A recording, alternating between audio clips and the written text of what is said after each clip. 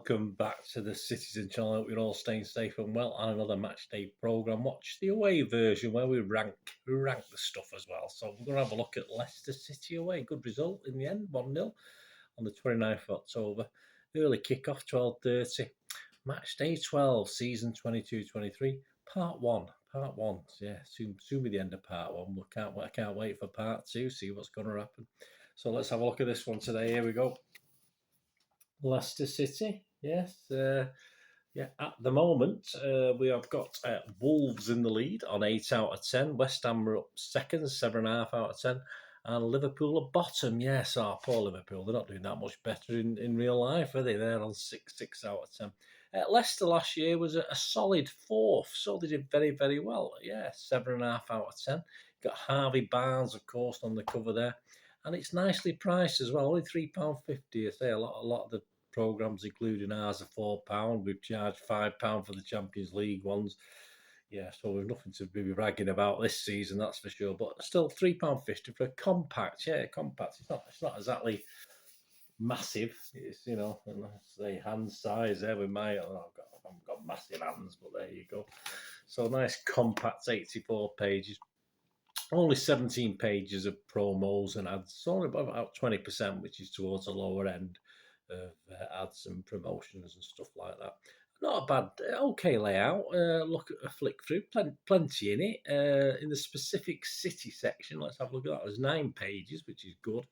Fairly standard though. Includes a Q&A with journalist Simon Bajkowski, who doesn't exactly inform us of anything as City fans we don't already know. Some other good City stuff though. Former player remembers is a piece, and it's about a Leicester player, but this is about Bobby Roberts, who was a 1963 signing for Leicester, and he looks back at his memories of playing City in the 60s. So a great time. Obviously, some of those games I would have watched Bobby Roberts play myself. And there's some 5 pages in total, some great memories against some remarkable City teams, of course, and some well-known City names in that article. So it's a great article, as I say, of interest to Leicester and Manchester City fans. I'll read a little excerpt from that in a minute, where he looks back at the 1969 FA Cup final and his thoughts on it, and his thoughts from a Leicester point of view, which we don't always get, do we? So we know the City point of view, we don't always get the Leicester point of view. Yeah, included City stuff as well on matches that made history. They look back at a meeting in February 1958 where a Mr. Bert Troutman had to pick the old ball out of the onion bag 8 times. Yeah, he must have had a bad back that day, old poor Bert. But yeah, an 8-4 loss to Leicester. So it looks back at that game. I think that was the most Bert Troutman ever conceded in a competitive game for City. As far as I know, I might be wrong, but looking at it, that's what they claim, and I have no reason to disbelieve or spend time looking back to see if that's correct or not. A good article called Football Statues, and it looks at our own Colin Bell, of course, who's got a statue in one of the stands, hasn't he? Which I've never seen personally, but I've certainly seen images of it. So that was good.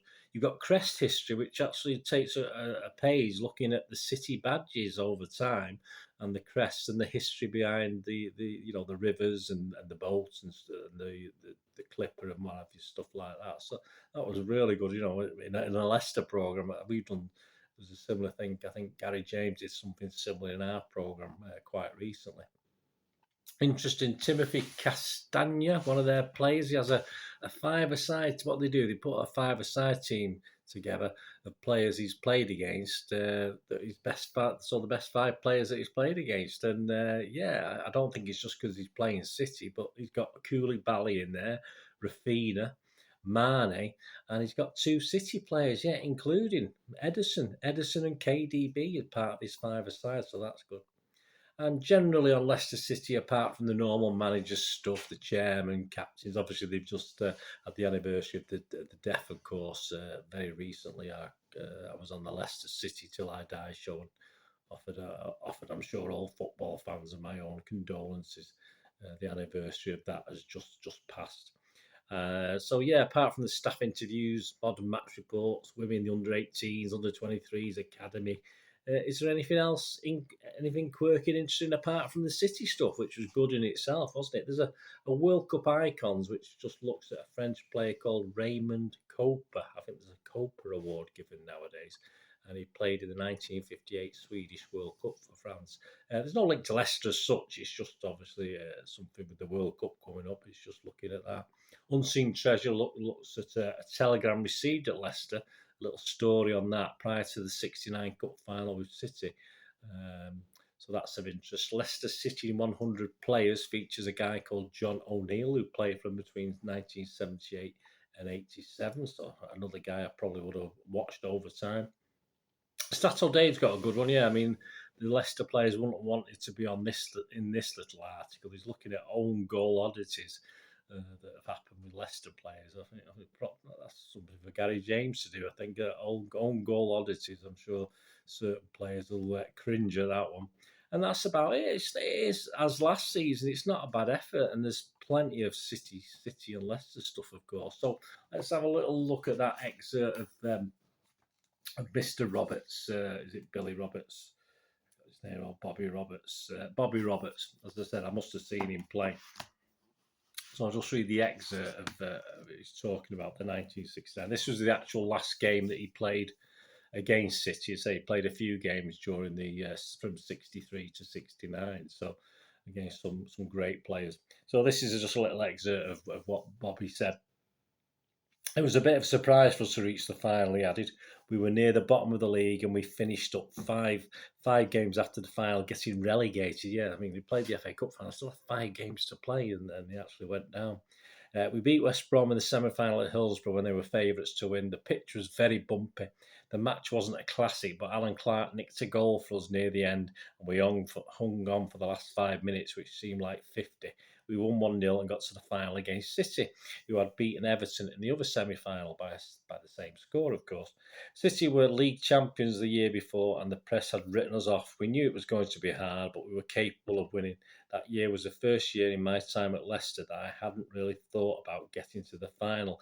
Every other year I thought we had a good chance to get there, and it never worked out. Although I have a video of the final, I never watched it until about a year ago because I was disappointed with the result. Then I did watch it, and my God, we had some chances. Lenny Glover had one. He got to the ball in front of the keeper. Harry Dowd in net.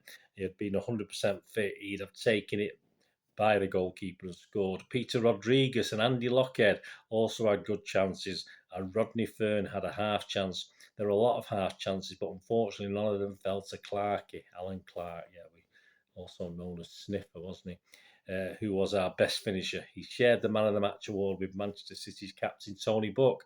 I think the game was harder for City than they expected. Yeah, so the final was the last time that Bobby played against Manchester City, a side he admired. He said they had really good players. They were a really good side, he said. And he was just questioned, just coming back to now, coming back to these days. And it goes on to say, Bobby's also an admirer of the current City side.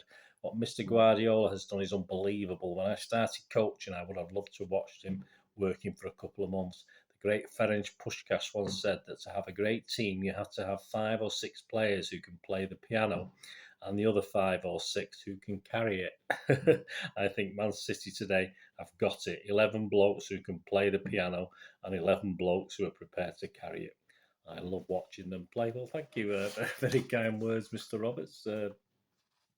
Very kind words, Bobby Roberts. And yeah, great piece in the programme. So I am going to give this... it's not going to go to the top. I'm going to give it the same score as I did last season, which is a 7.5, and move it into third. Yeah, I'll move it to first spot, and I said £3.50 as well.